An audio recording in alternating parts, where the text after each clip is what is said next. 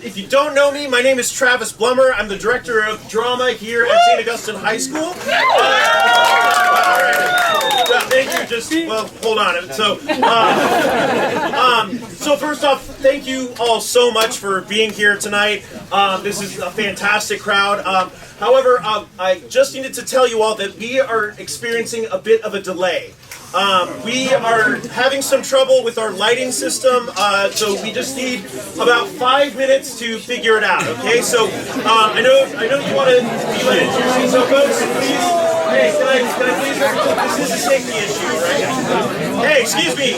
This is still a safety issue, all right? So what that means is we're just going to hold the house for about 5 minutes. All right, you can take this opportunity to buy some Stargrams for your favorite actor or technician. You can go visit our concession stand, our wonderful concession stand. But mostly, give yourself some time to use the restroom because it's an 80-minute show. There's no intermission, so it's a short show. We're just going to go straight through, okay? So take a little bit of time. We will let you know once the house opens, okay? Thank you. What's going on?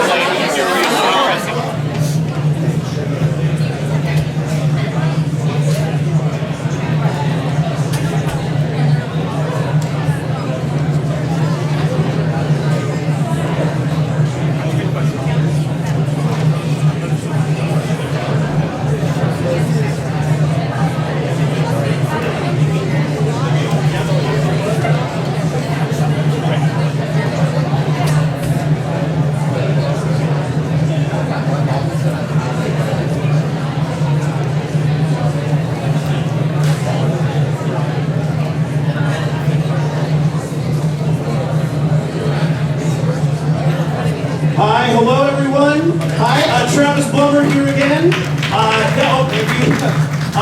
Yes, if you don't know me again, I'm the director of drama here at St. Augustine High School. Thank you for being here tonight, and thank you so much for putting up with this as we kind of dealt with this lighting delay. So here is an update on the situation, all right? I've talked with the cast, I've talked with the crew.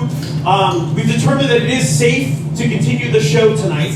However, the lights may go out during the show. In that case, this happened to us a couple of times in dress rehearsal, so the cast is just going to keep going if we lose light, all right? Now, it's imperative that you stay in your seats for the entirety of the show, just because we don't want anyone out of position in case the lights suddenly go out and the actors need to utilize the aisles or crew for that matter. Okay? If you just take a notice to my left and to my right, as well as the two doors that you entered from are our emergency exits. Just take notice of what is the closest emergency exit to you in the unlikely case of an emergency. If you would just take this moment, please, to turn your cell phones all the way off. I just don't want to tempt fate anymore with the lights, and sometimes the signal can interfere with our systems. So please go ahead and turn your cell phones all the way off. Just for the more important reason that that live theater gets interrupted when we hear a cell phone go off. It just takes us out of the moment, and it's very distracting to our cast and crew. Folks, if you've ever been here with us on a previous show or opening night, you know that there's just a litany of people that I like to thank for making this show even possible. However, with the delay due to the lights, I think maybe we should just get to the fun part, huh? What do you say? Yeah. Okay, great. Yes, thank you for bearing with us, and without further ado, here's our show.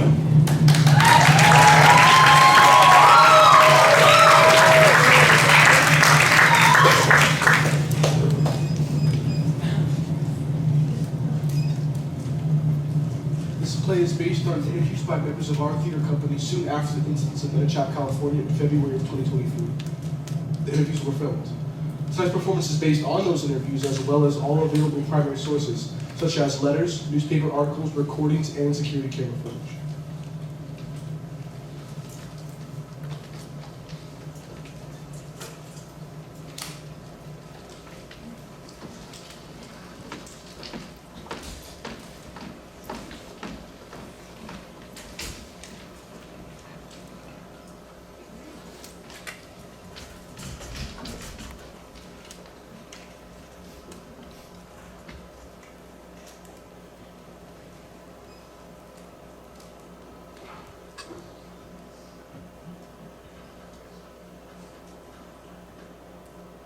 should I start?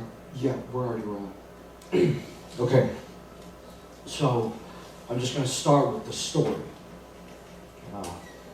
When I was much younger, way before I was involved with law enforcement, I had this idea. I wanted to be an artist.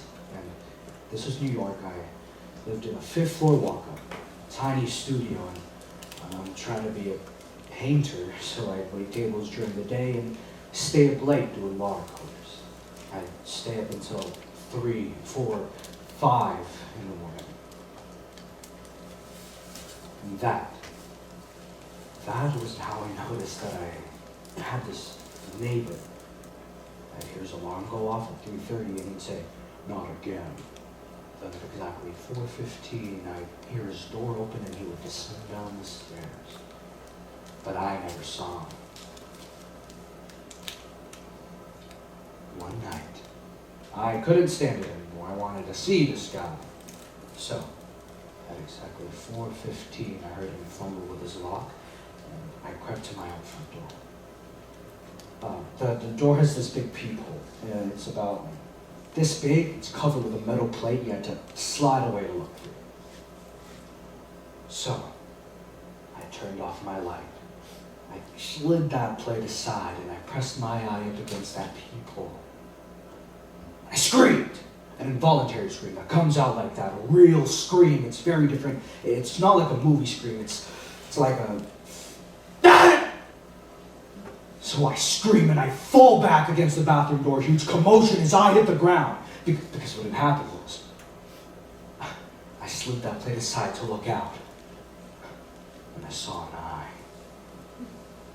He was looking in at me. I'm on the floor and I just freeze.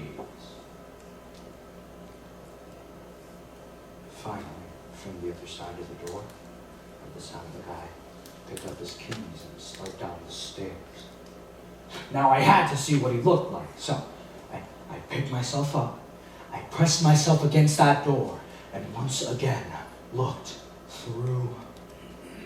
There's that eye again!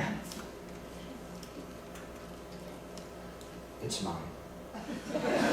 It's the reflection of my own eye.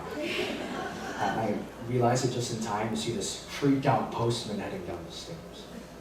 That was the most scared I've ever been, and it was just me scaring me.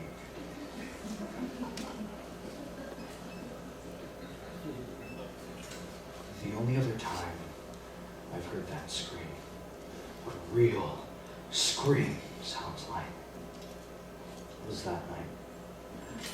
241 people made it all at once. I told that story to Candelaria, and she said, "You're missing part of the lesson. That wasn't the only thing that scared you. It was mostly about being startled, but what was the very first thing that you did? You turned off the lights. People are naturally scared of the dark." Section 1, a picture of infinity. When I was 8, we lived in a house in Dunbar, North Carolina that was just about a quarter mile from Kendall Avenue, the main shopping street. It was a tall house, and from my bedroom... Keep going, guys. Keep going. It was a tall house, and from my bedroom on the 4th floor, I could see a billboard. It was an ad for Diet Coke. In the picture, 2 guys and a girl were clowning around, exaggerated. They were posing for each other. I loved that billboard. To me, it was a picture of infinity. Models acting like people, acting like models. It was the first time I encountered recursion, something that bends back into itself, that refers to itself, and so becomes a loop. My name is Candelaria Ortiz, and when the incident at the Oak Box happened, they were trying to understand it from every angle. Criminal, psychological, biological, and philosophical. That's why they brought me in. We have this, well, I have this picture. We were on our way to church and everyone looked so nice that I lined us up with a tambourine I took. Me with my arms squeezing all 3 of them. But before I could take the next one, I looked and it was a miracle shot. It was like the Hail Mary of impromptu photos. So I had it printed, 8 by 10, and I put it in a frame. The frame though, that cardboard leg that balances, it broke, and so instead it was leaning against the wall on top of the cabinet. That night, all 3 kids were headed out to the play. I saw that it slid down, so I had to pick it up to lean against the wall again. So, one moment of grace, as they walked out that door, I looked at the picture.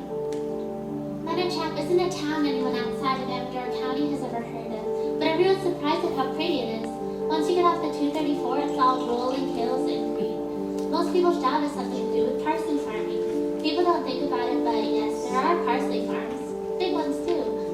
Not a lot of people move here, but not a lot of people leave. They like it because it's peaceful and safe. My wife got pink eye, so I went to pick up my friend, Pablo. When I get there, it tells me you're just in time, the sink's clogged. I'm a contractor, not a plumber, but I said all right. And after about 5 minutes, I said to either sink or the show. You care if missing? He said, sure, but let's get drinks after. I said, all right, but telling my wife we went to the show. So, I'm brand new to this job. I mean, it's my 4th day ever as a detective, and I really want to do a good job. But I can already tell that I'm not. Being in someplace new gets in your way in ways that you don't expect. Why the 2 meeting rooms are the same name? The fax machine. Do you press 9? Do you not press 9? And people... Hey, could you just edit this out, please? People aren't as nice to me as I would be in their situation. And I can't even figure out where the paper goes in this fax machine. It was a printer. And so I'm sat there thinking, how could things get any worse? Then the whole incident starts, and things keep getting worse, and worse, and worse. Me and Mary Riggle are out on the ridge below the oak box, just, whoo! Talking of the world. And we hear this crazy loud sound. It's, it seemed to be coming from the oak box, and, Mary said, it must be part of the play. I'm a forensic engineer. If a bridge collapses, or a dam gives way, or people get trapped in a fire, my job is to figure out what went wrong. Some of the cases are famous. The Hartford Circus Fire in 1944 killed 168 people. The Great White Fire in 2003 killed 100. One of the things you pay attention to is what happened with the doors. There was a fire, a famous fire, Chicago 1903. The Iroquois Fire, it was right after Christmas, so kids were out of school and the theater was full of families, all 3 levels, even standing room on the 2nd.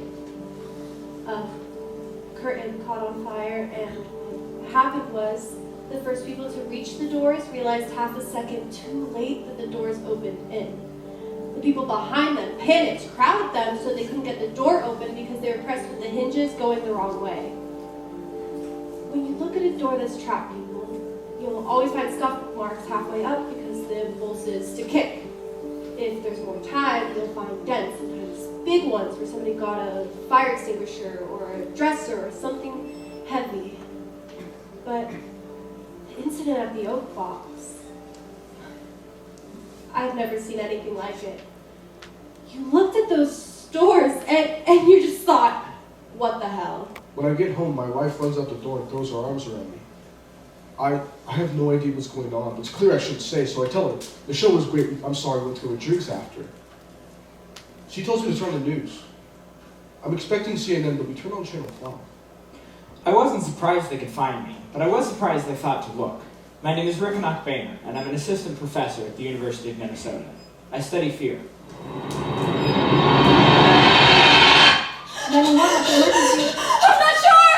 Is it life-threatening? Yes! Are you safe right now? No! I'm sending somebody. More than one. This one's already on the way. What's your name, Chica? Angela! Angela. I'm sending to the oak box. Is that right? Yes! And there's a play tonight. Or a high school play. Is that where you are? Yes! In the theater. Yes! And somebody's hurt? Everybody! Who's that again? Where are you in the theater? I'm just standing on the stage! Take a very, very deep breath. Hold it.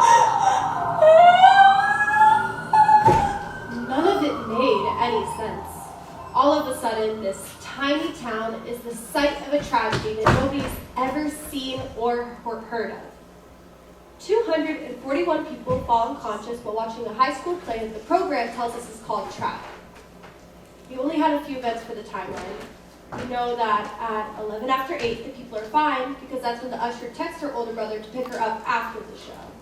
Then she walks into the theater and turns off her phone.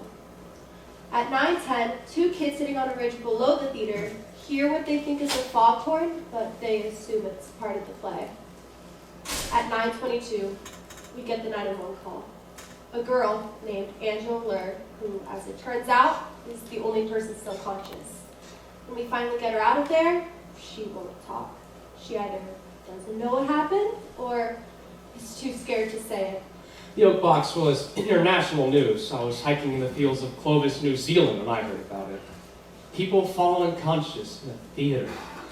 That was key. I had conflicting thoughts. I thought, how horrible. And I thought, there it is. There's our proof. Section 2, the Oak Box.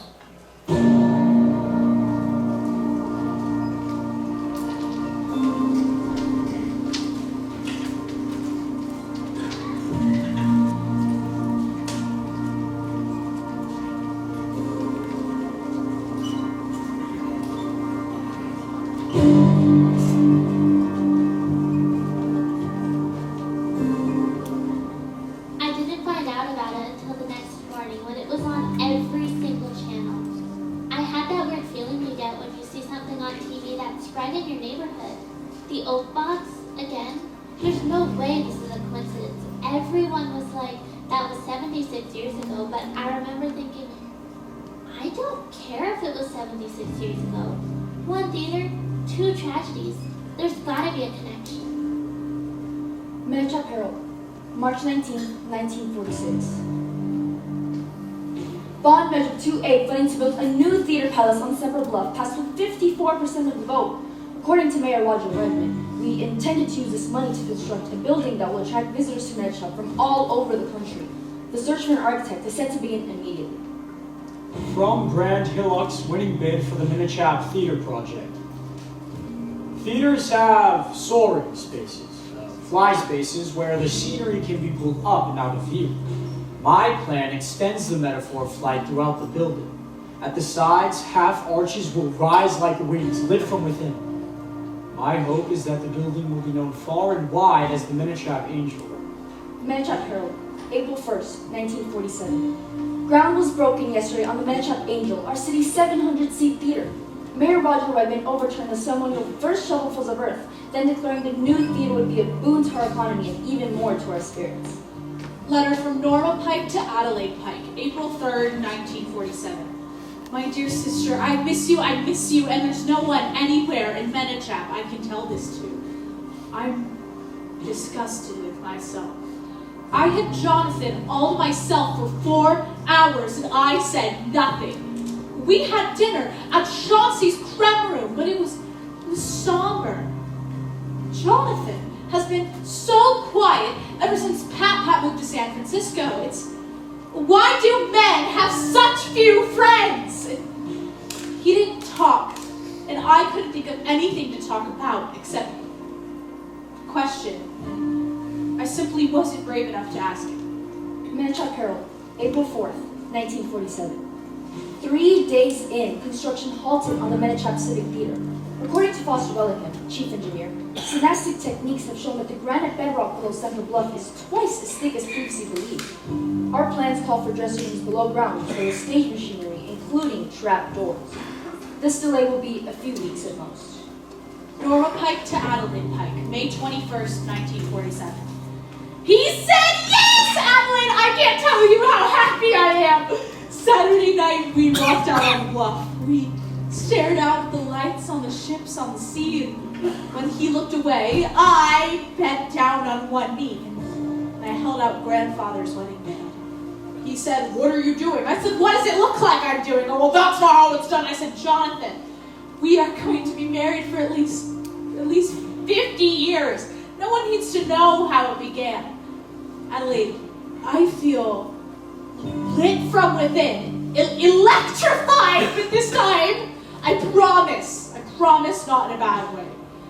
Must rush off. The Crowleys are coming over, so I have to buy another sofa. Minichap Herald, May 31st, 1947. Local boy vanishes. 10-year-old Marcus Tumble was reported missing by his parents Tuesday night after he disappeared during the family picnic. He had been playing hide and seek with his cousins, said his father Guillermo. Then they went to go play on the beach below Central Bluff and he didn't come back. Marcus is 5 feet, 2 inches tall, was wearing white shorts and a long black sweater. He is missing a front tooth. Letter from Norma Pike to Adelaide Pike, June 2nd, 1947. My apologies on not being clearer of the topic of the Crowleys and the sofa. Last week, I was certain that Jonathan would rebuff my proposal. It drove me positively frenzied. So, that morning, I was alone in the house, and I banged the south wall of the living room as hard as I could with my shoe. I did it again, and again, and again, until I was calm. The sofa arrived just in time, and I was able to blame the movers for the dents in the walls. Minichap Herald, June 5th, 1947.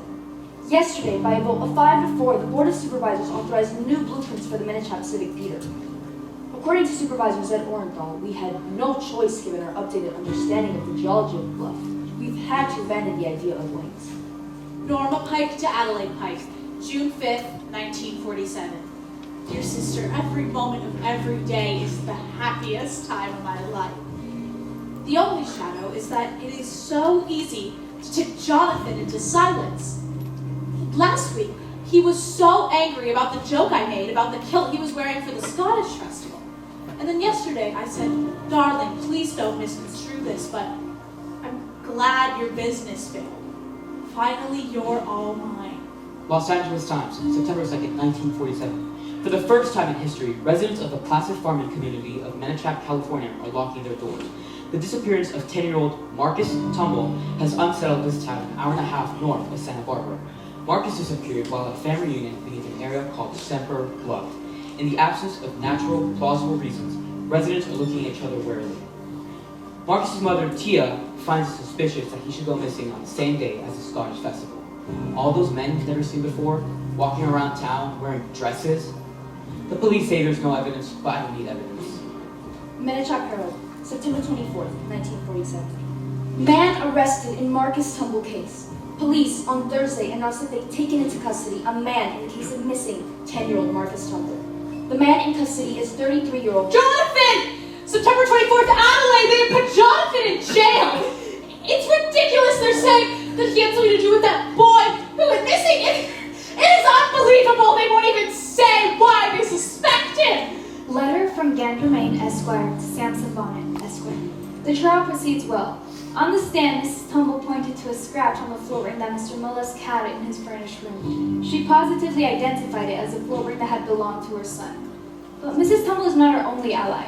Watch the jury as they watch Miss Pike. When her fiancé grimaces, she grimaces. And when he looks downcast, so does she. She impeaches herself as a character witness, and she'll be desperate to testify on his behalf. We must not appear too eager. Excerpt from the transcript of the trial at the courthouse by the sea. Cross-examination of Jonathan Ball. So the floor ring that I'm holding here, you claim that you picked it up on the beach. Is that right? Yes. Why would you do that? I don't know, I just did. Are you afraid you might drown? Laughter in the courtroom. Objection! Sustained. So on the afternoon of May 30th, the afternoon that Marcus Tumble disappeared, you claimed to have been taking a long walk. A 4-hour walk on the beach. Is that correct? Yes. Were you in the habit of taking 4-hour walks in the middle of your workday? No. Have you ever taken such a walk?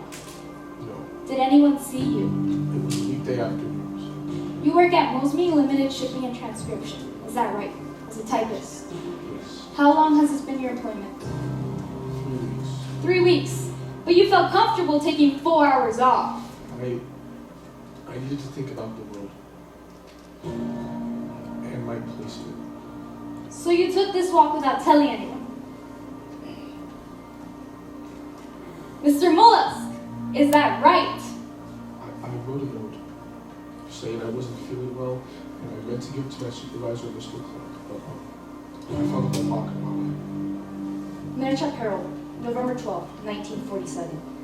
Verdict announced. Swift justice. After deliberating for only 4 hours, the Jonathan Mills jury announced a guilty verdict from the kidnapping as well as unplanned murder. There was a commotion in the first row where Mills' fiancée began to wail so loudly she had to be forcibly removed from the courtroom. But the murderer was not to spend 1 minute behind bars. In an extraordinary scene 2 hours later, the boy's father and 3 armed men rushed the bailiff as they made their way from the courthouse by the sea to the transports. The assailants grabbed Mr. Mills and pulled him into the ocean, where they held his head underwater until he was still. A witness reported the incident confirmed Mills' guilt as he made not a move to free himself, allowed himself to be held under without a struggle. November 17th. Body of a child found. On Wednesday, construction workers at the site of the Civic Theater uncovered the body of a child. Authorities have confirmed that Marcus Tumble was found beneath the trap door of the long-delayed theater. It's a 1 in a million tragedy, said construction supervisor Clifton Ellis. The theater had been sealed for safety, but one of the lower windows had come unlatched. He must have climbed in. From there, he appears to have peered into the still shallow trap door. When that heavy door fell shut, he wouldn't have had a chance. Minichap Herald, February 1st. Los Angeles Times, February 2nd. Time Magazine, February 7th. The opening night of our Civic Theater was home to the most extraordinary spectacle ever witnessed by this community.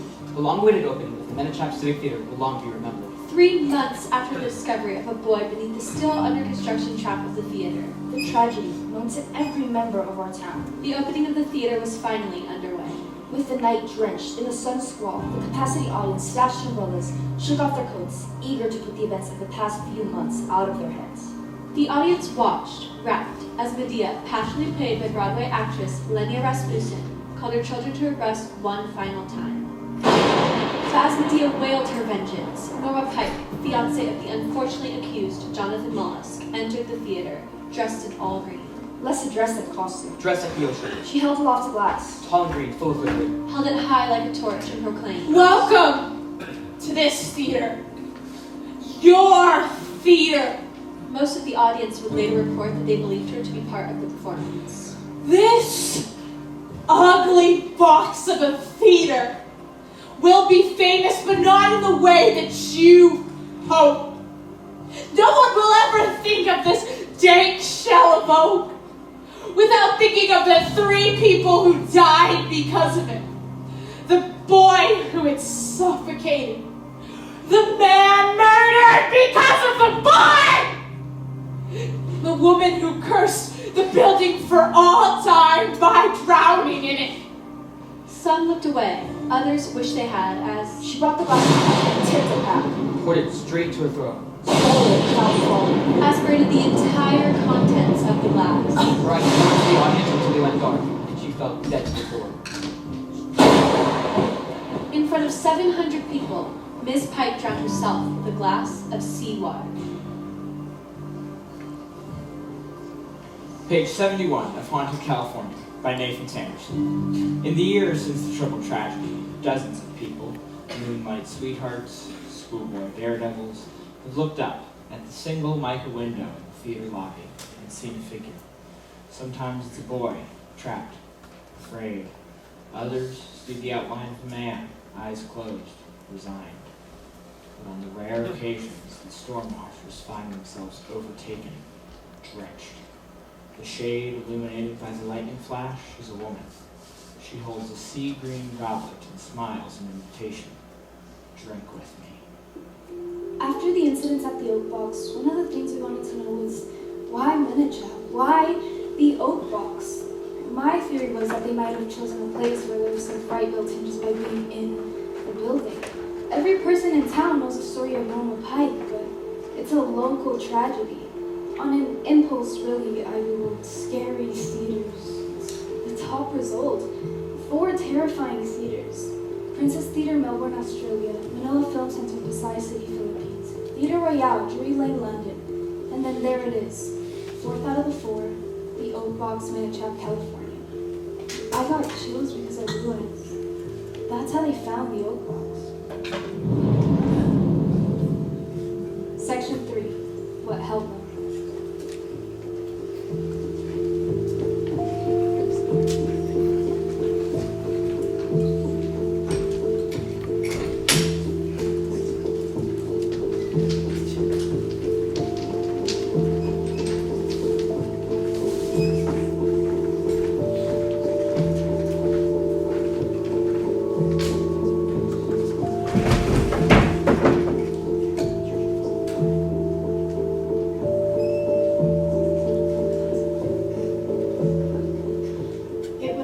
Sunday morning, 18 hours after the Oak Box incident, 236 audience members and 5 members of the cast on the ground.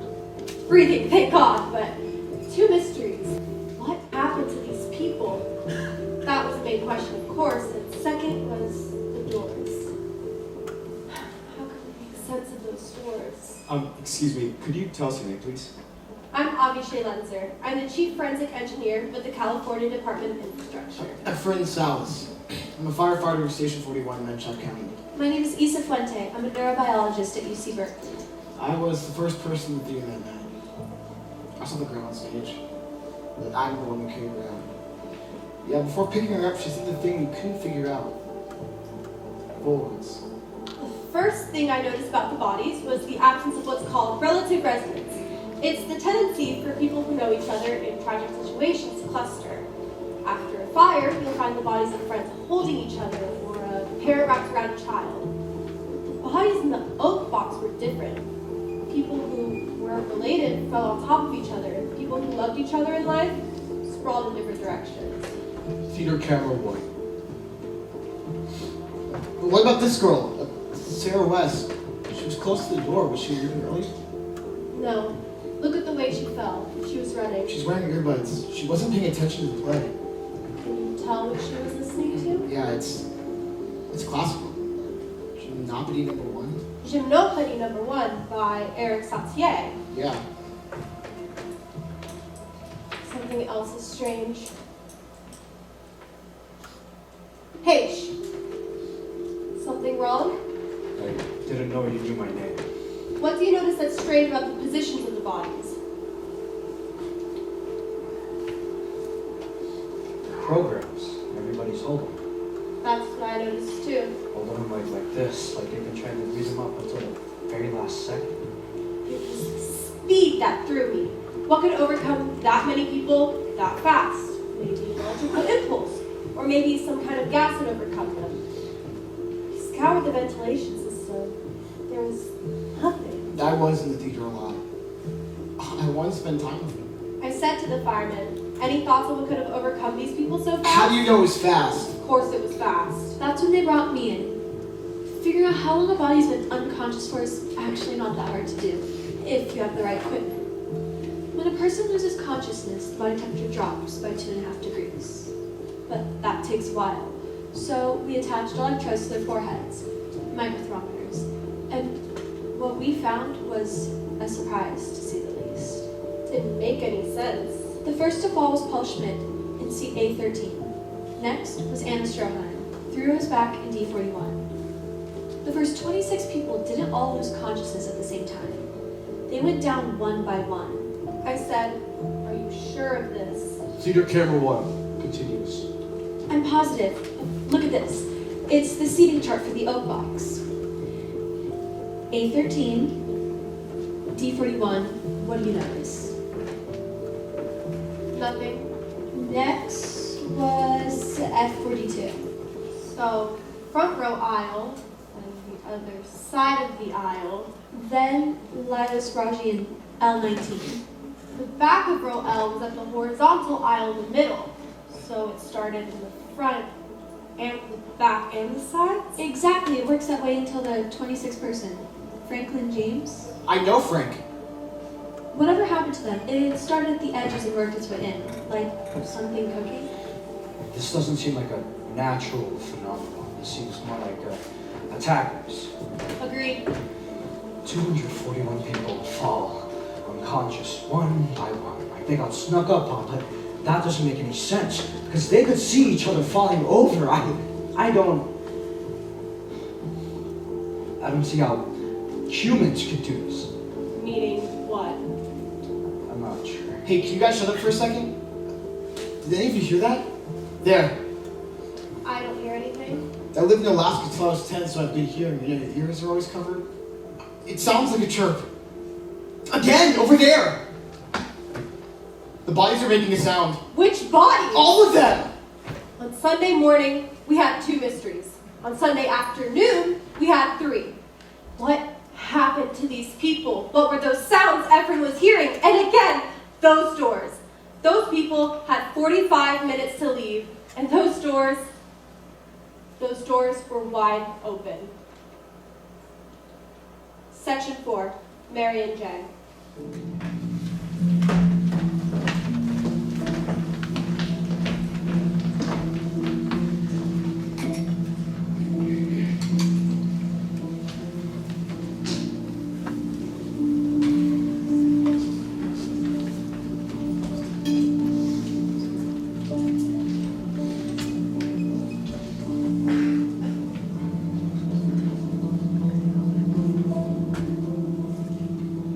Officials are baffled by events in a small California town. In our top story tonight's a mystery. Un evento misterioso. On Monday morning, we put out footage. The tips came flooding in. By noon, we'd had messages from 5 continents. I pulled investigators from other countries to check out every single. I got the slush pile. It was bigger than all the other ones combined, and it had more crazy than I knew was in the world. I read a book about intelligent monkeys once. Stop My putting class those was dead so, people you know, on trust- TV! Are they moving at all? I'll help you if you Smell like just Something just those happened. dead bodies on TV disturbs me. That must Hey, have I been thought- one boring play. Transcript of a call from Seattle, Washington to the Oak Box Hotline. October 7th, 7:32 p.m. Oak Box Hotline. Hello, my name is Marion J. I'm a professor from the University of Washington, and what I'm about to tell you will sound crazy. Uh-huh. Is this a secure line? Yes. Why? I'm going to tell you something, but you have to promise not to hang up on me. I can't promise that. You've got a theater full of people who've fallen unconscious. Yes. By now, you've probably figured out that they've been attacked one by one. How do you know that? I think you're dealing with something called Theranos. Theranos? What are Theranos? Start with what they're not, which is human. Now I am going to hang up. Are all your victims still alive? Yes. Well, they won't be if you hang up. You have less than a week until their hearts start to stop. Theranos. They're not human, but they look human. Well, haven't I heard of them? Oh, hello! Hello! Oh, sorry, I thought I heard something. You haven't heard of Theranos because they don't want you to, and because the attacks are rare. Theranos are like locusts. They attack every 16 years.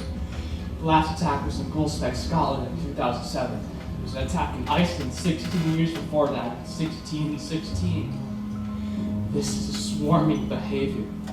The creatures attack, mate, and they all die. All but one. The caretaker watches over the larvae as they grow. What that means is all Theranos are 16 years old, except for one. Okay, I've taken notes of your call, and we'll get back to you if necessary. Well, there's an unusually high number of new students at Menachap High School this year. Yes? At least one teacher. A theater teacher. What happened to the old one? She died. Suddenly, with no apparent cause. Yeah. Why hasn't anyone else heard of these things? Oh! What? Sorry, my house must have blown a fuse. I can't see a thing. There were 4 of us who were trying to hunt Theranos at the same time, but Theranos are hunting us. Of course, they have the advantage. Which is what?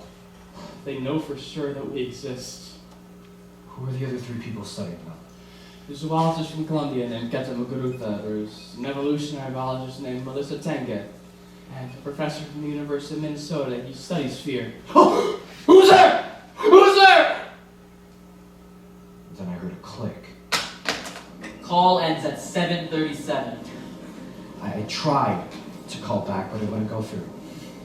So I sat in the call room thinking I had a choice to make. I could march into Sergeant Brock's office and say, I know this sounds crazy, but I think I might be onto something. Or I could move on to the next call. The thing is, even though it was ridiculous, I believed the guy. But I was new at work, and I was already screwing up. I moved on to the next call. At first, we didn't know we were studying. Hunting, really. Because it turns out, the key had already been discovered by a Bolivian named Keta Muguruza. She and her postdoc, Amelia Penty, had won the 2019 Nobel Prize in Biology for their work. Estamos estudiando algo que la gente vino todos los siglos. We were studying something people had noticed for centuries. Se llama el enigma de la vida negra. It's called the black widow conundrum. When an insect gets caught in a black widow's web, the spider doesn't attack right away. Instead, it follows a particular, almost ritualized pattern of movement. The struggling moth knows something approaches, slowly. The spider moves herself into view, large, black, shiny. The moth panics, jerking the web up and down. The spider lifts her forelegs, revealing a blood-red hourglass. Adrenaline flows from the moth into the web. The strands are drenched in the insect's terror, and the widow bathes in it. It's a brilliant evolutionary strategy because it's a way to get nourishment from a different part of the animal. Every other predator on the planet feeds on the meat of their prey. These creatures subsist on the powerful chemicals secreted by animals who are terrified. They feed on fear. A creature that feeds on fear has a different hunting strategy than one that feeds on flesh. If terror is what sustains you, you have to create it. And so ferrinoaks don't chase their prey, they trap it. The Venus flytrap and the black widow are the two most famous ferrinoaks, a plant, an insect. But then there was an evolutionary jump. The idea that a species of ferrinoak might be capable of mimicking humans was so hard to get over that we had to take a step back and ask not how did this happen, but why would it? Why would it be worth it to prey on humans when there are thousands of other animals that are easier to capture? Evolution follows its prey. The juicier the prey, the more clever the trap. A fernoak's chosen prey, their only prey, are the creatures on Earth most susceptible to fear. Human brains evolved in a way that made them incredibly good at seeing threats on the horizon. Is that a snake in the grass or just a branch? Was that sound a lion or thunder? All of that worry helped keep us alive for 100,000 years. But when we emerged from the jungle, our capacity for worry didn't go away. It just repurposed itself. So now, instead of worrying about being eaten by a tiger, we worry about tomorrow's math test. All the anxiety we produce is useless to us, but from a fernoak's point of view, it makes us the equivalent to a large, slow-moving steak. From the obituary for Marion J., professor of neuroscience at the University of Washington. Professor J was well-liked and well-respected. His unexpected passing sent a cloud over the campus. Professor J is survived by his parents, Martin and Pandela J., and by his grandmother, Thelma Link. Section 5, Kenosha.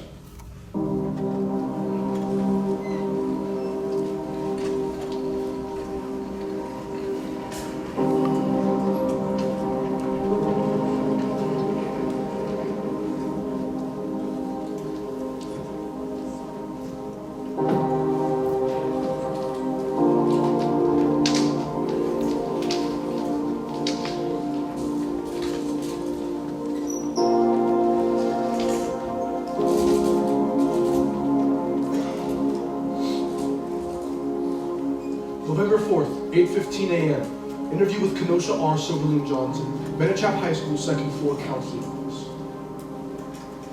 Do you know why we're having this conversation? Because of what happened yesterday. Could you be more specific? Because of what happened yesterday in the woods. We're here because of what you told people happened. It happened. You talked to a lot of people yesterday and told them all of the same story. Yes. Is that story something that you're sure is true, or is it possible you made some of it up? It was all true. So that's why we're here today, Kenosha. Because that story about what happened in the woods, that story couldn't possibly happen. Kenosha came out of the womb perfect, but when she was 3 weeks old, she had a seizure. We were afraid we'd lose her. You could tell right away that something had changed. I remember Kenosha's first day at Menichap because she had gone up to the audition board, and the string for the pencil had broken, so there was no way to write her name on it. So I said, if you want to audition, I've got a pen. And she said, my name is Kenosha R. Silverling Johnson. The joke very quickly went around, I don't know who said it first, that the R. The R. The R. The R was to distinguish yourself. To distinguish yourself from all the other Kenosha Silverling Johnsons. The kids at our old school could be so mean. Menichap was supposed to be a fresh start. Thinking back, that was a bad start because you always had that in your head. You're like a little bit of distance. Kenosha had all the normal emotions. Grief and happiness and nervousness.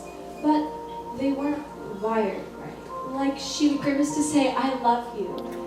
She spent her whole life studying people's expressions, and she got quite good at showing the right emotion. But she was acting. It was like she was doing it phonetically. But there was one thing that she could never manage, and that was to lie.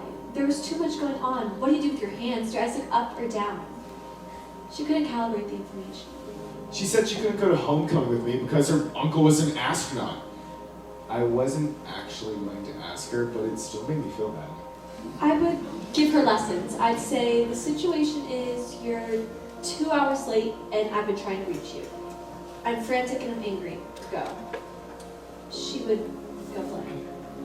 Now tell me that your phone ran out of juice. And she was awful. I would say, Kenosha, you have got to master this, or you are going to have the most boring teenage years of anybody on earth. The bench incident really was an accident. You know lunch tables, where they're kind of long and have like those long benches with them? Well, Kenosha was sitting alone, like usual. And I say, Kenosha, is anyone sitting with you? She says, no! So I take one of the benches so no one can sit with us. You know, it ended up working out in her favor, because that's when Clifton walked up to her. Clifton? Oh, where to start? Woo! Woo! Clifton's kind of perfect. I don't know. I think he's cool. I don't know. So sweet. Kind. We don't have like homecoming kings or queens or really any sort of prom royalty. But if we did, we'd be both kings. Kenosha was just sitting alone, and Clifton kind of walked up to her. Well, there was one thing, actually. When I saw her for the first time, her phone rang. And she didn't even check to see who it was, but she made herself smile. And when she answered the phone, you could hear in her voice. Next thing you know, I look over. They're in the cafetorium, and she's making him laugh. A lot of times she was hilarious on purpose, but not always. Once she made me laugh so hard. His head literally hits the table. But one time she said to me, I like you more than water. You'd always see them around together. His arm always around her neck. I couldn't tell if it was romantic or not. So it's barely week in school, and the new girl's standing in front of the audition board. Only the string from the pencil had broken. I wanted to be in a play, so I did some research and I found the best book about acting, which is Uta Hagen's Respect for Acting. And it's really famous and it's great. You should read it if you're interested in acting at all. We had talked about the idea of Kenosha being involved in theater because, well, I thought she would be quite good. She was so good at mimicking emotions. I said, well, sweetheart, go for it. Kenosha, that story that you told so many people, it made some of those people anxious. It scared them. Did they cancel the play? No. It didn't scare them enough. Why do you want the play canceled? Something bad is going to happen. What's going to happen? Can you tell me that? It was really early for the fall play to be happening, but we just went with it. We assumed it had something to do with the Miss Pendleton tragedy. Marsh Pendleton was one of my best teachers. Such a shock. 2 days before the start of school, just bam, dropped dead of a heart attack. She was 38, didn't smoke, exercised. You know how that just happens sometimes? She came home the day of the audition and she burst through the door. I said, how'd it go? And she said, I nailed it. I saw her audition. She was really good, but I told you never know. The next day, she calls me from school and she's talking very fast and she says, I didn't get a part. And I said, you know, sweetheart, sometimes that happens. We don't always get what we expect. She said, but I was the best one.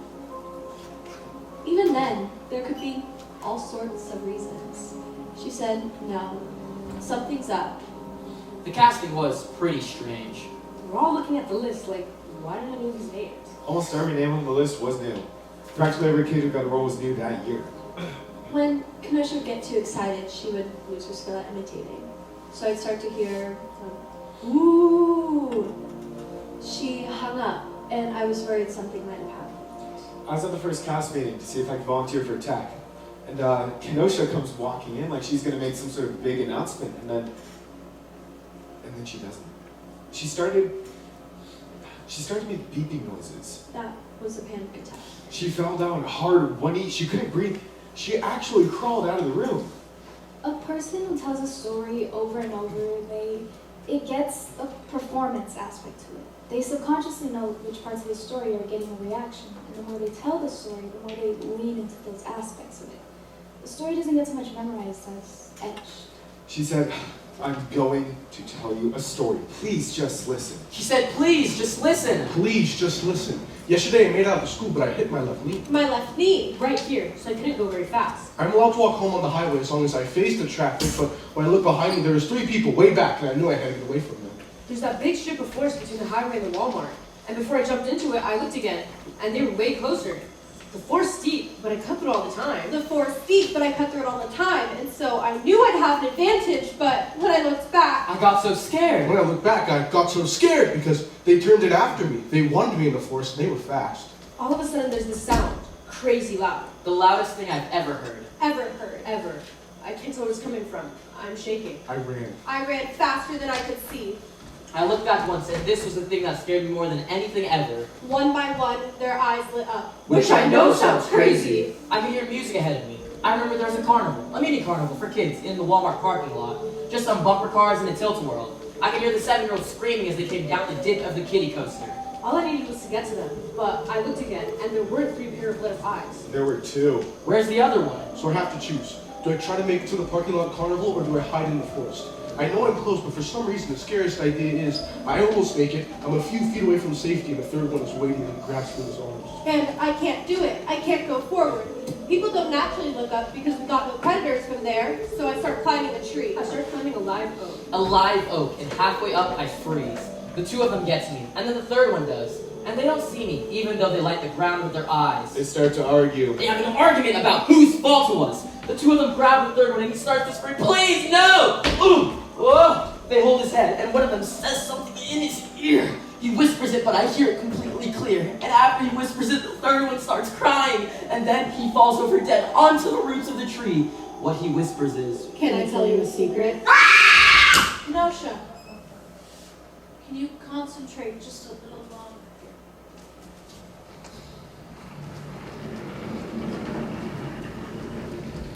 You said that their eyes lit up. Could those have been flashlights? No, I know the difference. Have you ever heard of anyone whose eyes lit up? No.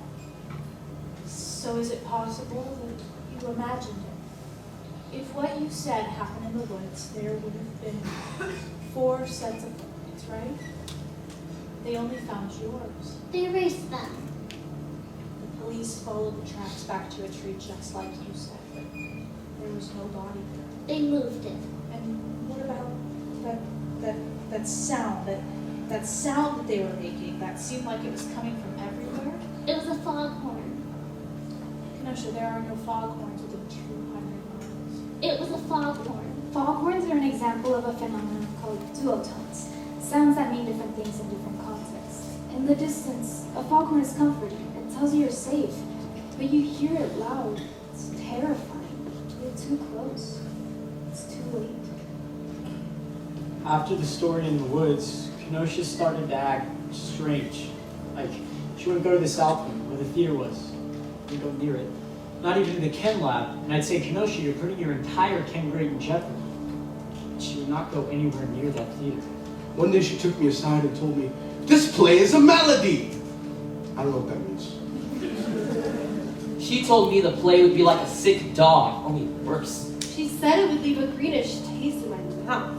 It's amazing that she had time to go to class. She talked with over a quarter of the school. She told me, I don't think you should go to that play tonight. Let's play charades. We should have a movie night. She said, please, please, please don't go to the play. I said, Kenosha, I'm in the play. She was so scared to go to the play, but of course she ended up going. She thought she could save those people. My brain has an anchor right here. It weighs on my thoughts and I can't see through it. Please, I like you more than water. Kenosha told everyone she met that the play was going to end in horror. I knew she couldn't lie, and I still didn't believe her. Email from Marion J. to Gregory H. October 4th, 3 days before Marion J.'s death. Theron oaks are perfect replicas of people. These things pass for humans everywhere. They mimic our emotions. And the only person who's ever been able to detect a Faranoak is somebody who's mimicking emotions herself. It was the girl who disappeared, Kenosha. Section 6, search.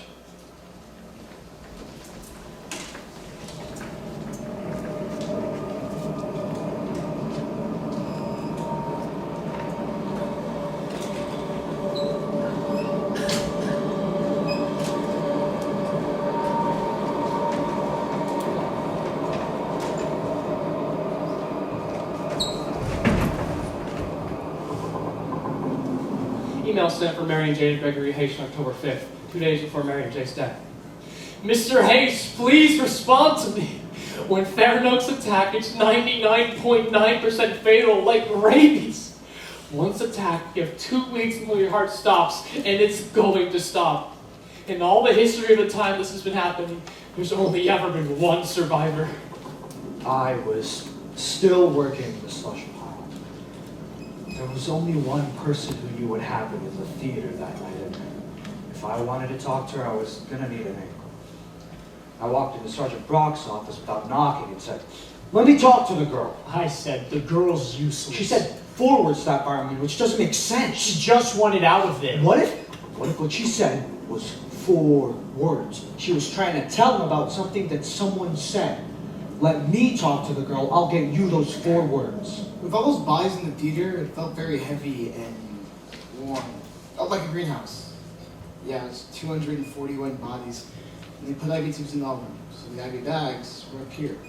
And that's what you noticed at first. It was actually kind of beautiful because the theater was so dark and those bags. A friend came to me and he said, "I want to take some time off." He said, "I'm sorry. I need all hands on deck right now." And a friend said, getting choked up. He said, "I know these people. I love these people." I wanted to help out in the theater. See if I could find out what those sounds were that those bodies were making. And he said, "Nobody can hear those noises except you." And a friend said, "That's why they need me." October 21st, 9:45 a.m. Medichap Psychiatric Facility, Stabilization Room 4.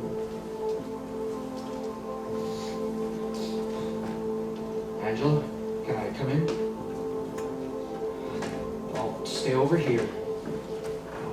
My name is Gregory Hayes, and I'm one of the people who's trying to figure out what happened in the theater that night. Does that security camera bother you? It shouldn't. There's nobody watching. The camera's just there in case if something went wrong, which it won't. Then they could look at it later to see what happened.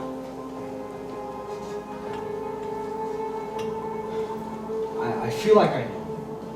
Everybody I've talked to, everybody, when I mention your name, their whole voice bubbles up. They talk about your soccer, and your sense of humor, and that one CPR class that you organized. Look, a lot of people need your help. Whatever went wrong in that theater, it's still going on. I have this theory about what you said to that fireman. He heard 4 words, but what I think you said was 4 words. Can you tell me which of those it was?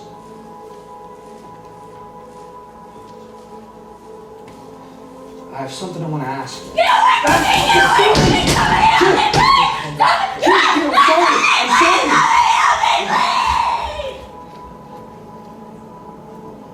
October 25th, 2:30 p.m. Theater Camera 1. Anyway, Emily, I'll be back to check on you soon. Miss Mel, this is Efrain Salas.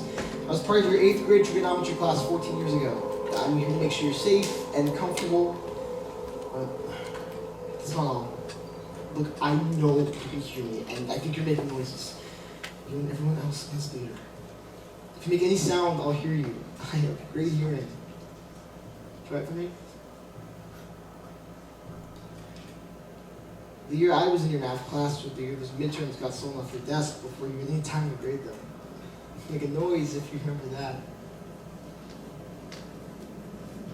And for me, it's a nice memory because I was one of the 6 kids who had that period free, but instead of making me a suspect, you deputized me. I was new to the school and nervous, and I never told you what that meant to me. You know, to be trusted like that.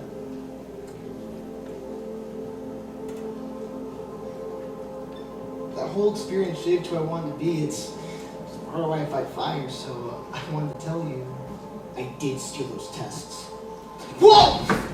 Quiet! She made a sound! Nobody heard that? Just do it again, just one more time! You gotta keep your voice down! They can hear us! Menichap Psychiatric Facility. Stabilization room 4. Thank you for seeing me.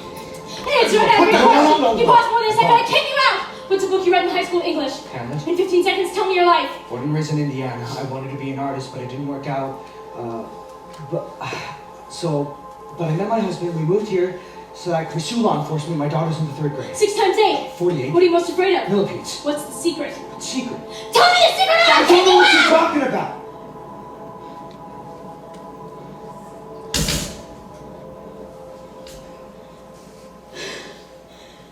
It was 4 words. 4 words. 4 words that someone in the theater that night said, yes? Yes. What were they? You don't even have to say them. You could write them down or whisper them as soft as you want. I'm too scared! There's nothing here that could hurt you. Who said the words, male or female? Male. Adult or student? An adult. What were the words? I'll tell you next time! Just the first word. Give me just the first word.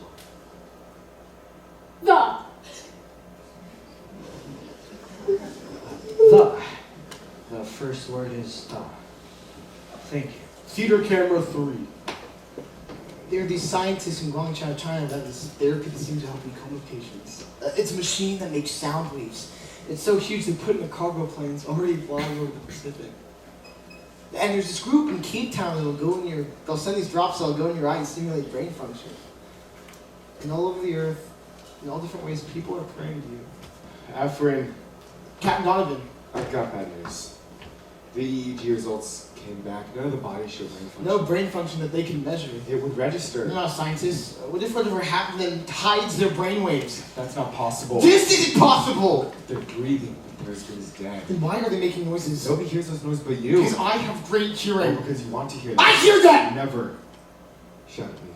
I'm sorry. It's not good for you to be here so much. It gives me strength. When was the last time you slept? I don't need sleep. They're sleeping for me. That doesn't make any sense. Look, I don't want to lose you too.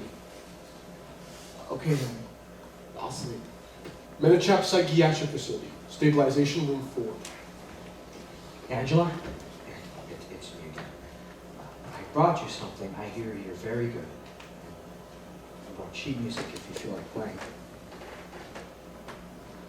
Look, I would love to hear you play, but to do that, I'm going to have to get a little close to you, if that's okay.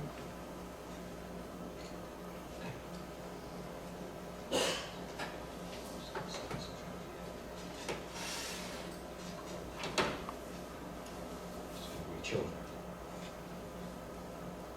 There. Are you okay to wake you to play anything? How about this? Gymnopédie No. 1 by Eric Satie. It's known for being calming, soothing. In Europe, parents play it to their children.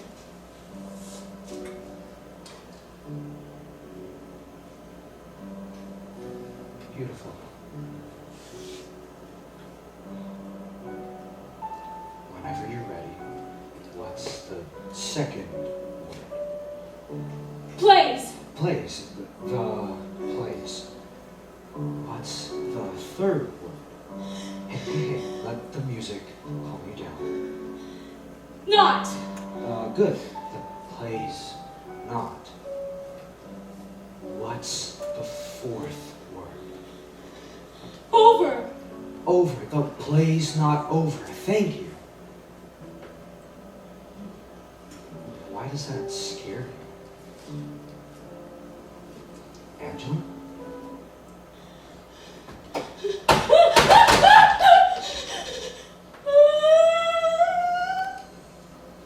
October 14th, 5:35 p.m. Theater camera 4, 5, and 6. figured it out. I know what's going on. I'm here to escort you out, Efren. No. Yes. I figured it out. I'm worried about you. Haven't you ever had that dream? Of something scary is coming towards you and you can't move and you can't make a sound and something will make these tiny little squeaks that people outside your dream to hear to try to scream their way out of there. You know I like you, and I like to think you respect me. I do. You're not in your right mind. Look, I'm fine. I disagree, and I'm ordering you to come with me. They need me here. There's no they there anymore. I can hear them. The debate now is when to take them off life support. No! The doctor's made this decision. They got it wrong. I'm giving you to come with me, Oh, Efren. what? So you're fired. I don't care about No that. department in the country will hire I'll you. change careers. I took 2 seconds from dragging you out. You're not big enough. I brought deputies. I'll slip it Get out of this theater right now! No, there's still people in these Come on. bodies! Listen to me, if you can hear me, I need you to know something! I need you to know that you're loved! So this town loves you, and God loves you, and I love you! I will not let anything happen to you, but please help me! If you can! If there's anything you need to reach back, I need you to do it right now! Give me the 1%, I will give you the other 99! Let's go. Shh! Hear it? I hear it. I do too. I hear it too. They're in there. We'll find a way to get them out. We've been over this. Something protected you. I don't know what. What was different about that day? Nothing. Are you sure? Yes, I'm sure. And the play, you can't remember anything other than those 4 words? The play's not over. I would tell you, it's all blank. Angela, the people in that theater are running out of time. I need a favor. What? When you get out of here tomorrow, I want you to come with me to the theater. No. My guess is, when you walk in there, you're going to remember what happened. I can't. I'll be right there with you.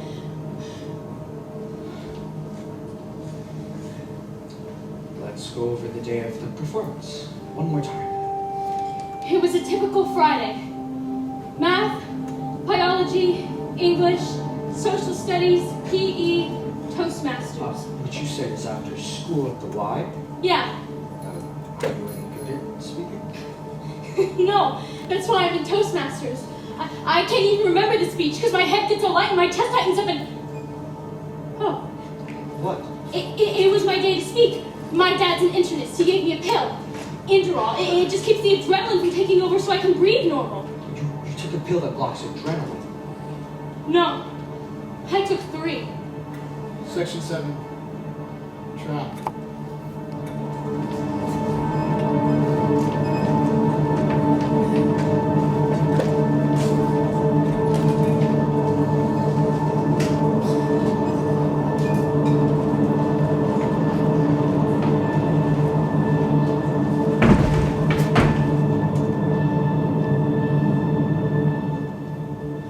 Fear isn't rational. Scary movies make us wince, even though we know there's no way anything's gonna come out of the screen and scare us. If anything, it's theater that should be scary. Unsent email from Mary and Jane, the afternoon of his death. The attack is so simple. The Faranoak says, "Can I tell you a secret?" The victim replies, "Yes," which is a mistake, because they think of all the scary things that secret could be. The Faranoak whispers something. A tiny extension of one of their incisors punctures the eardrum, draining every bit of adrenaline from the victim's body, and they fall unconscious. These things frighten me. I study them, but I study them at a distance. We're right at the border between the monsters who pretend to scare us and the people who actually do. Theater cameras 1, 3, 4, 5, and 6. Final recording.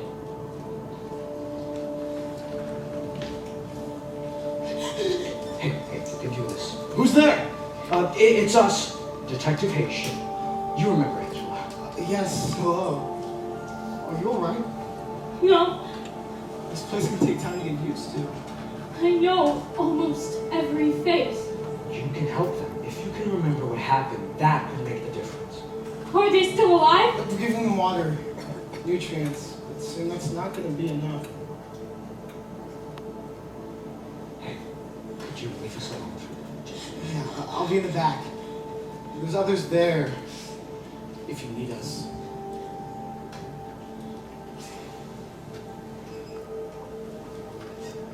Do you remember where you were sitting? Right where I am now. I want you to think about the days leading up to the play. There were posters all over the school. Yeah. They said, don't tell the secret. Then they changed and said, can I tell you the secret? Good. Then the last day they changed again. They added the title of the play. Do you remember that? No, You don't know the title of the play. I don't. It might help to get up on stage. No! Just come up here with... You made a phone call from up here. Do you remember it? I don't. What's the last thing you remember about that night? I was running from the parking lot. I was late because of Toastmasters, but it turned out I didn't have to worry. There was some kind of electrical problem that kept us all in the lobby. Angela, come up here with me. I won't let anything happen to you. This is where we found you. Hey, take a deep breath. Now lower your head and close your eyes. On the count of 3, I want you to lift your head and open your eyes. 1, 2. 911, what's your emergency? I'm not sure! Is it life-threatening? Yes! Are you safe right now? No! I'm sending someone. More than one. This one's already on the way. What's your name, Chica? Angela! Angela? Angela. I'm sending them to the Oak Box. Is that right? Yes! And there's a play tonight. The high school's doing a play. Is that where you are? Yes! In the theater. Yes! And somebody's hurt? Everybody! Who's that again? Where are you in the theater? I'm just standing on the stage! Take a very, very deep breath. Hold it. Angela, what are you thinking about? The end. Calling for help and knowing it was too late. I want you to take a look at something. This is a program from that night. That's the title of the play. Trap. What's wrong? It was right in front of us. What was? It should have been obvious. The play was a trap and it was even called Trap. The play was in sections. 1, a picture of infinity. 2, the oak box. 3, what held them? What held us? Something had happened in the theater. At a school play. Everybody had fallen over. Unconscious. But what happened in the play? What was the story about? That is what it was about. In the play you were watching, people had fallen over unconscious in a theater. Yes, it was mostly interviews, like a documentary. Everyone had fallen over, except one girl. And in the play, what happened to them? There were these creatures. Things that looked human, but they weren't. They were called Farinokes. They attacked the audience. One by one, and then all at once! That's what happened in the play. What happened in real life to the people you were with? The same thing! No. What made the audience you were with fall unconscious? Those creatures, that's what attacked us! They look human, but they're like black widows. They feed on fear. Those were things in a play. They're not real. Yes, they are. I promise they're not. They confuse people. The play was about all the things that were about to happen to us. So when it started, we couldn't tell what was real and what wasn't. Creatures who feed on fear and put on plays? It's ridiculous! Sounding ridiculous as hell, they hide! Even if they were real, they're not here now.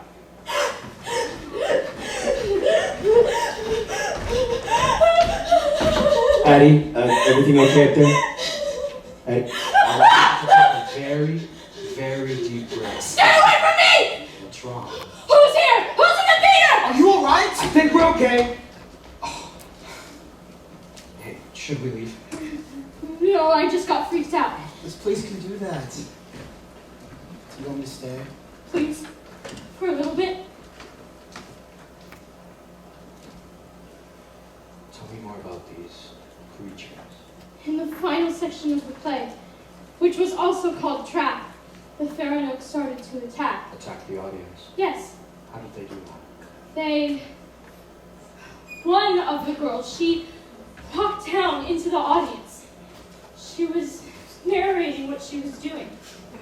She stopped in front of a boy, and she asked him a question. Can I tell you the secret? She leaned down and whispered something. The boy fell over out of his chair, but the audience didn't think anything of it because he was listed in the program as fallen boy. She moved a few rows up. Did the same thing. Can I tell you a secret? When the girl nodded, she leaned down and...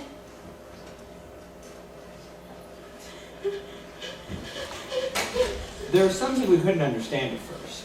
If a fair enough attack depends on anxiety, why are these people falling over? They didn't think it was real, so they should have been safe. But what those people were worried about wasn't death. It was that one of the actors would whisper in their ear, and they wouldn't know what to do. They had stage fright, which, as it turns out, is just as fatal as fear of death. By the time she got to me, I was so scared. She whispered to me, and nothing happened. You're taking the interview. Yeah, How many people had fallen over there? a lot. Why hadn't anyone thought to leave? I thought it was just a play. Someone's cell phone had gone off, but if you looked in the program, it said cell phone broke. Can I tell you a secret? Stop! Stop the play! Excuse me, we're in the middle of a performance, right? What are you... My name is Kenosha R. Summerlee Johnson. Everybody listen up. In a calm and orderly manner, leave the theater. We have to leave the theater for your own safety. There's a small child trapped in the car in the parking lot, so you have to go and check and make sure it's not your car. Worst liar in the entire world. Oh, please leave. They think you're part of the play. You're the one playing me. Yes. You're not human. What am I then? Fair enough. But you're human, and you stay away from me. Now will you leave? They think you're part of the play because you are a part of the play. I'm not. Then why are you in the program? I'm not. Right here. It says real Kenosha. That's a trick. There's a part of the play where you get chased in the woods. You made up an entire part of the play in case I came back during the attack. It's part of the script. There's no script.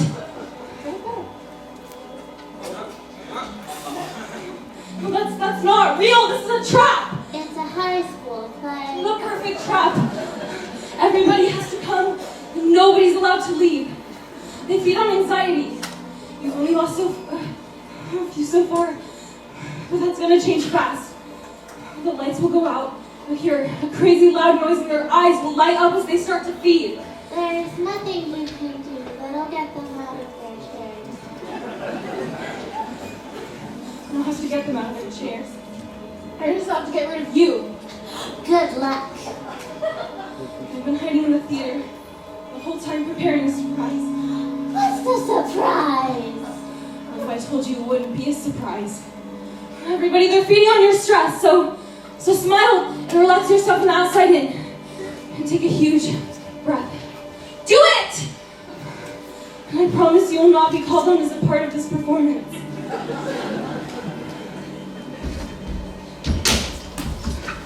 Oh, what's wrong with you? Nothing. And why are you wilting? We're acting. Stop it! Stop! Stop laughing! Stop! I want to tell you a secret. No! If you let me tell you the secret, I'll wake up the rest of the audience. How? I can do it. Well, I don't believe you. Your only chance to save them is to believe me. Can I tell you a secret?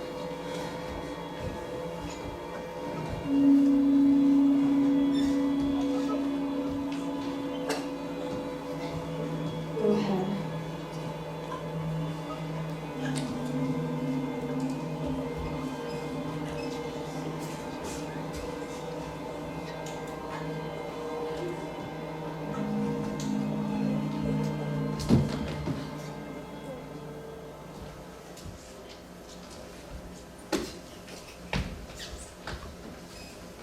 tell you a secret? Can I tell you a secret? Just before Indra. Surprise!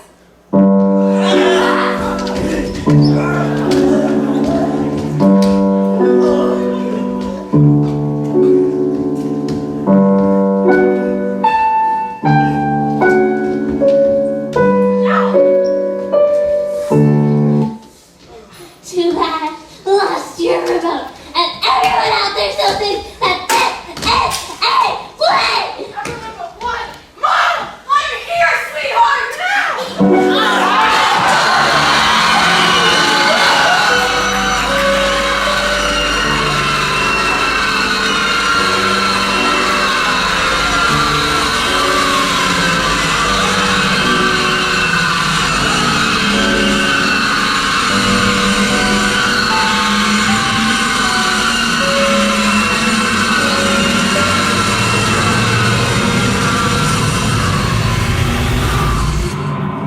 That was the sound I heard that night. The sound of all those people being free. The best scream you can imagine. 25 days after the events of the Oak Box began, it came to an end. My name is Angela Lur, and I lived through the Minichap Roanoke attack. My name's Clifton Barnes. I survived being in the play. Mario, I'm alive because of Kenosha R. Sutherland Johnson. Kenosha saved my life. My whole family was in the theater that night. Thank you, Kenosha. Thank you. We love you, Kenosha. The people who had been unconscious had no memory of what had happened, but it changed them. I published 3 papers. I got a medal. I got a promotion. I got a parade, and I got Clifton. For a few weeks last year, the town of Minichap, California became famous. But that fame went away quickly. What had happened seemed impossible. Psychologists wrote it off as an example of mass hysteria. People getting scared in a place that already scared them. I lived through the events, and even I'm not sure. Was it even real? Or was it just like that eye of people? The most scared I've ever been, and it was just me scaring me.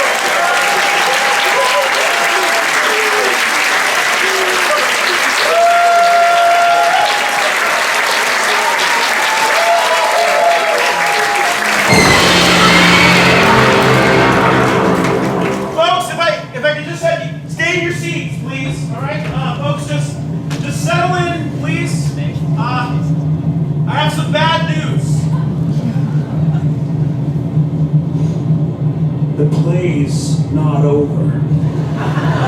Section 8, the play's not over. The main thing about a track is it needs to conflict its prey. Why would a play have a false ending? What's real? What's not? Folks, we're experiencing a bit of a delay. We're having some trouble with the lights. Prey is most vulnerable when it thinks it's escaped. The spider's not home. The web almost breaks. I'm almost at the woods. It was just me scaring me. Recursion. A high school play about a high school play. An audience being attacked while watching a play about an audience being attacked. You'll say to the audience, you're going to die, but they'll stay in their seats because they don't want to miss it. All fair is 16 years old. Except for what? People are naturally scared to the dark. Can I tell you a secret? Can I tell you a secret? Can I tell you a secret? In the distance, a foghorn tells you you're safe. You hear it loud, you're too close. Can I tell you a secret? It's too late.